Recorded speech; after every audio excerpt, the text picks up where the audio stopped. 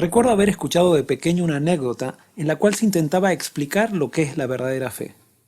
En ella se contaba de un grupo de campesinos que decidieron convocar a los miembros de su iglesia para orar a Dios porque estaban pasando por una gran sequía. La mañana de la reunión, el sol brillaba en todo su esplendor sin haber la más mínima evidencia que el clima cambiaría. Mientras el pastor saludaba a los miembros que entraban a la iglesia, él notó que una niña se acercaba con un paraguas. Aproximándose a la pequeña le preguntó: ¿por qué vienes a la iglesia con un paraguas en un día de sol radiante? A lo cual la niña naturalmente le respondió: ¿no venimos a orar por lluvia? Yo vine preparada.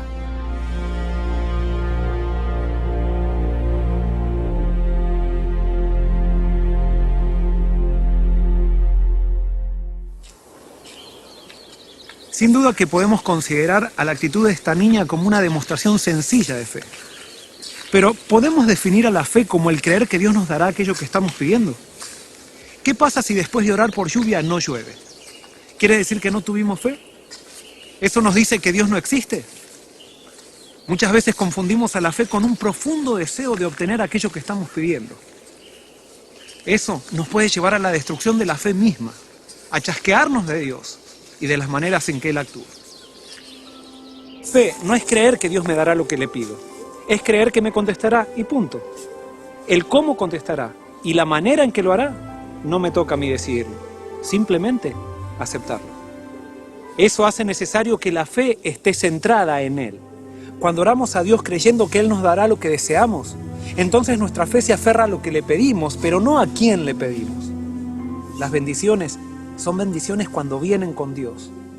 Si Él no está con ellas, entonces llegan a ser las más grandes maldiciones.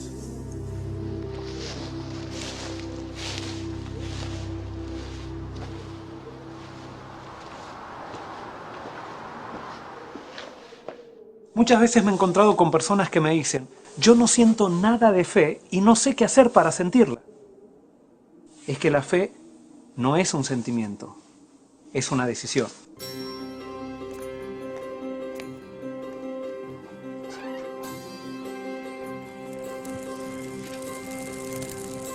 En el verano me gusta ir a la piscina con mi hijo Jeremías.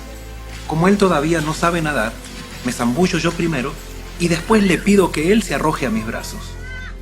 Él duda y siente miedo. Yo insisto y le digo que no lo dejaré hundir. Él se resiste. Sin embargo, en determinado momento, confiando en la palabra de su padre, a pesar del miedo, da el salto. Eso es fe. La decisión de saltar confiando en la palabra de Dios, más allá del miedo que sientas. Cuando Jeremías vuelve a saltar, ya no duda tanto, porque él ha comprobado que su padre cumple su palabra. Es recién en ese momento que la fe es acompañada por un sentimiento. Sin embargo, siempre comenzará por una decisión de acción. El miedo y la fe son enemigos mutuos. Donde prevalece uno, se aniquila el otro. Hay muchas personas que viven paralizadas en la vida por los miedos que las controlan. Miedo a perder el trabajo, miedo a morirse, miedo a ser rechazados, miedo a no ser felices. Miedos que tarde o temprano los llevarán a tomar las decisiones más desastrosas de sus vidas. El miedo justamente atrae aquello que deseas evitar. Si tienes miedo a hablar en público y a equivocarte, seguramente te equivocarás. Si tienes miedo a salir con tu auto y chocar, estarás más predispuesto a hacerlo. Si tienes miedo a que te rechacen, seguramente te rechazarán. Una vida gobernada por los miedos no puede ser una vida victoriosa de fe. Sin embargo, no te desesperes.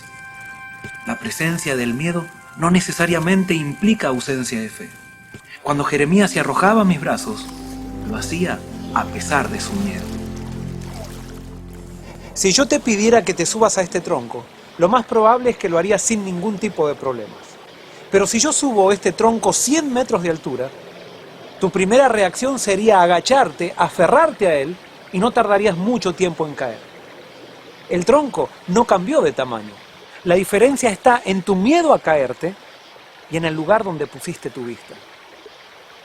El hecho de que hoy estés controlado por tus miedos se debe en gran parte a dónde está enfocada tu mirada. Cierta vez los discípulos navegaban en una noche tormentosa en el mar de Galilea. Mientras ellos remaban, vieron una figura que se acercaba caminando sobre las aguas. Es así que ellos se asustaron, tuvieron miedo y gritaron: ¡un fantasma! Entonces escucharon una voz muy conocida y familiar que les dijo: soy yo, no temáis. Es así que Pedro rápido le dijo: Señor, si eres tú, manda que vaya a ti sobre las aguas. Nota qué interesante. Pedro dijo: si eres tú.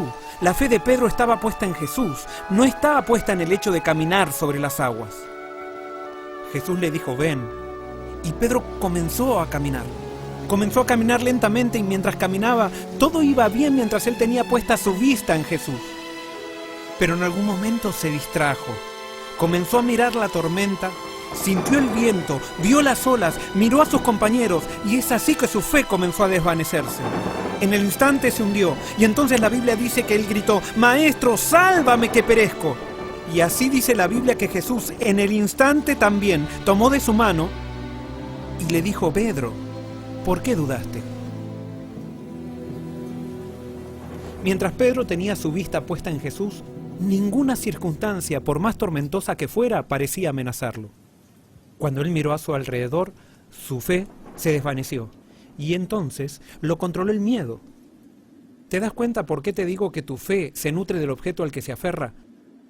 Tu fe será tan débil o tan fuerte de acuerdo al objeto en el cual esté enfocada. Muchas personas ponen su fe en su cuenta bancaria. Quiebra el banco y quiebra también su fe. Otras personas ponen su fe en su cónyuge. Su cónyuge falla y falla también la fe. Incluso otras personas ponen su fe en el líder religioso. El líder religioso se corrompe y se corrompe la fe junto a él. Tus miedos están escondidos mientras el objeto de tu fe parece firme. Pero cuando ese objeto se quiebra, tu fe colapsa junto a él. Es por eso que es necesario que hoy respondas a la pregunta que Jesús te hace: ¿por qué dudas? Tus miedos y dudas son la evidencia de que has elegido como centro aquello que no te trae paz ni tranquilidad.